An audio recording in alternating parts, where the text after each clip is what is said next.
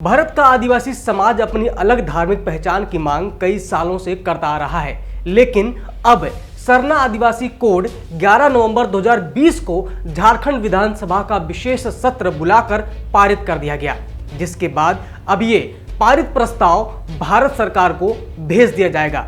लेकिन यहाँ आपको ये बताना जरूरी है कि झारखंड एक आदिवासी बाहुल राज्य है और यहाँ से ही धरना आदिवासी कोड की मांग जोर शोर से उठती रही है। संयुक्त राष्ट्र के आंकड़ों के अनुसार दुनिया भर में लगभग 37 करोड़ आदिवासी रहते हैं। 2011 की जनगणना की माने तो सिर्फ भारत में आदिवासियों की 705 जनजातियां रहती हैं और हिस्सेदारी देश की कुल जनसंख्या का 8.6% है।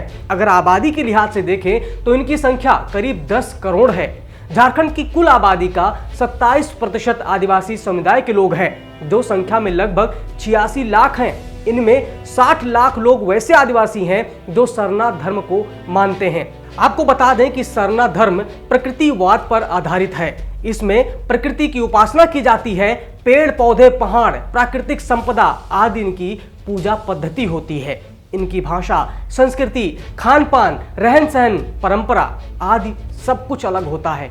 इसीलिए आदिवासी जानकारों का कहना है कि सरना धर्म कोड अगर अलग धर्म के रूप में स्वीकार हो जाता है तो यह पर्यावरण के संरक्षण के लिए एक भविष्य का बड़ा निवेश होगा। देश की एक बड़ी आबादी जो प्रकृति को मानती है, जिसका असली जुड़ाव जल, जंगल, जमीन से है, उसे संवैधानिक रूप से पहचान मिलेगी तो जाहिर है कि इसके बाद इनकी प्राकृतिक पहचान और बढ़ेगी, जिसका सीधा असर पर्यावरण, जलवायु परिवर्तन आदि पर सकारात्मक रूप से पड़ेगा। झारखंड में 32 आदिवासी जनजातियां पाई जाती हैं, जिसमें 8 आदिम जनजाति हैं। इन्हें PVTG कहते हैं, यानी कि पर्टिकुलरली वनरेबल ट्राइबल ग्रुप कहा जाता है। फिलहाल ये सभी जनजाति हिंदू कैटेगरी में आती हैं।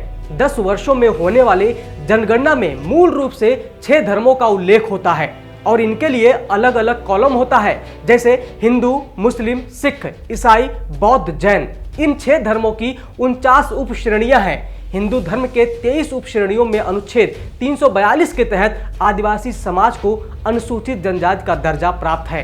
अब इस समाज की मांग है कि 2021 में होने वाले जनगणना से पहले आदिवासियों के लिए सरना धर्म कोड प्रावधान किया जाए। आदिवासी इस बात को लेकर भी चिंतित हैं कि उनकी संख्या लगातार कम हो रही है।